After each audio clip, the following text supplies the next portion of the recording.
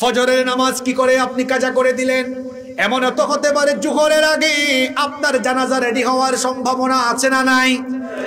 কেমন করে ঘুমাও তুমি, কেমন করে ঘুমাও তুমি, ফজর করে কাজা এমন তো হতে পারে জোহরে জানাজা।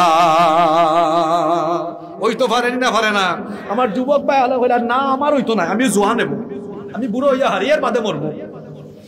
দেখুন আমাদের কোম্পানিগঞ্জের অনেক যুবক ছেলেরা দুনিয়া থেকে চলে গিয়েছে।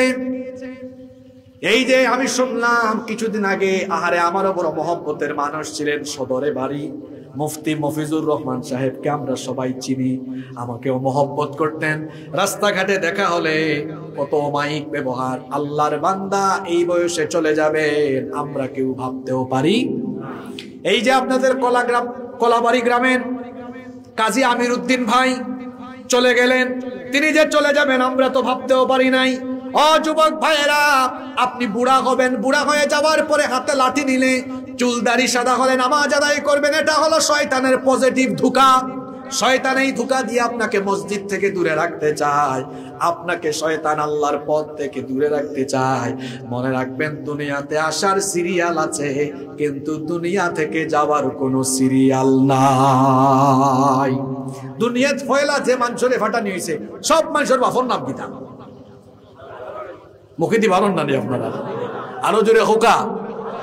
তাই নাইছেন ফয়লা, তো হিসাবে কর তাইন ফয়লা মরতা, কিন্তু তাইন ফয়লা মারা গেছেন না, ফয়লা মারা গেছেন তান ফুয়া নাম কিতা হাবিল, নাম কিতা। দুই ভাই মারামারি কোরআন শরীফের মাঝে আছে নানি, কাবিলা ওয়াতলু আলাইহিম নাবা ইবনাই আদম বিল হক ইয করবা কুরবানান ফাতুকবিলা মিন আহাদিহিমা। এই আয়াতের মাঝে লম্বা কাহিনী সামনে দিয়ে আছে, মনের মাঝে তার কিচ্ছা কইছে। তাইলে বা ফাইলা আগে যাওয়ার বেলা আগে গেছেন গিয়ে আমার কাজী আমির উদ্দিন ভাই ছেলে মেয়ে মনে হয় এখন আসুন আসুন না, তাইন গেছেন গিয়া মুফতি মফিজুর রহমান সাহেব দুইজনের লাগে দোয়া করলাম আজকে আমরা, আল্লাহ তুমি দয়া করি তারার কবর রে জান্নাতের বাগান বানায় দাও, তারার ফুয়া ফুরি না শুননা নেব। আপনি যে যুবক মানুষ বাবরা না হুজুর আমি মরতাম না, ও ওহান্তরে যাওয়ার সময় স্ট্রোক কইরা শেষ, ঠিক আছে নি কথা। রাত ঘুমাইবা, সকালবেলা গড়টাকে লাশ বড় হয়েছে, আপনার নমাজও যায় না। আল্লাহ এই নমাজ কঠিন কাজ, কেবলমাত্র তারার লাগে সোজা যারার ভিতরে আল্লাহর ভয়। দুনিয়ার কেউ আপনার আপন নাই, আপনার বাপও আপনার আপন নাই, আপনার মাও আপনার আপন নাই, আপনার বউও আপনার আপন নাই, ভাই বোন কেউ আপন নাই। এবার দলিল কয় আল্লাহ তাআলা বলছেন, ইয়াউমা ইয়াফিরুল মারউ মিন আখিহি ওয়া উম্মিহি ওয়া আবিহি ওয়া সাহিবাতিহি ওয়া বানিহি লিকুল্লি ইমরিইন মিনহুম ইয়াউমাইযিন শা'নুন ইউগনিহি। আপনার স্ত্রী, সন্তান, মা বাবা, ভাই বোন সবাই কিয়ামতের দিন আপনাকে রেখে পালাবে, সবাই যার যার চিন্তায় পেরেশান থাকবে। যে বউয়ের সাথে একই খাটে ঘুমান, আজকে আপনি মারা যান, সর্বোচ্চ 10 দিন, 20 দিন, 3 মাস, 6 মাস, 1 বছর পরে দেখবেন আপনাকে মনেও রাখবে। আর আল্লাহ যদি এটা না বলে দিত, দুনিয়ার মানুষ আসলে বাস করাও অসম্ভব হয়ে গেল। এটাও আল্লাহর নিয়ামত, হইবা কিলা নিয়ামত। আপনার আব্বা, আপনার আম্মা মারা যাওয়ার দিন জেলা আপনার খারাপ লাগছে, ই খারাপ লাগা যদি সারা জীবন থাকে, আপনি ভাত খাইতে পারবানি, চলতা ফেলতে পারবানি। তো এটা আল্লাহ বলে দেন, দুনিয়ার মানুষের কার্যক্রমে স্বাভাবিক রাখবার লাগে, কারণ না বললে তো বিপদ। দুনিয়ায় খেয়েও আপনার আপন নাই, আসলে আপন আল্লাহ, আপন আল্লাহ রসুল। এর লাগে আল্লাহ রসুল রে বলে গেলে তো হইতো নাই, আপনি দুনিয়ার হকলতা প্রয়োজনে বলে দিবা, আল্লাহ এবং রসুল রে বলা যাইতো, ওটার নাম ঈমান, ওটার নাম কিতাব, এটার নাম তাকওয়া।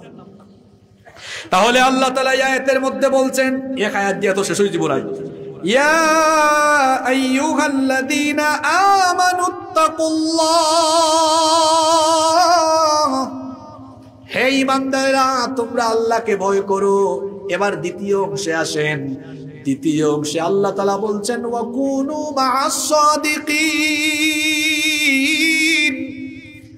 তোমরা সাদিকিন অর্থাৎ সত্যপন্থীদের সাথী হও, সত্যপন্থীদের সাথে থাকো। এখানে তাকওয়ার সাথে সত্যপন্থীদের কথা কেন বলা হলো?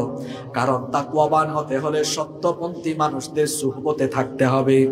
কথায় আছে সৎ সঙ্গে স্বর্গবাস, অসৎ সঙ্গে সর্বনাশ।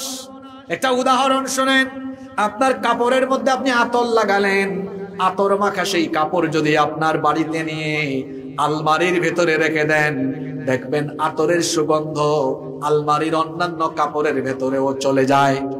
সিগারেট খেয়েছেন, সিগারেটের ধোঁয়া যদি কাপড়ে থাকে, সিগারেটের দুর্গন্ধযুক্ত এই কাপড় যদি আলমারিতে রেখে দেন, দেখবেন সিগারেটের দুর্গন্ধ অন্য কাপড়েও চলে যায়।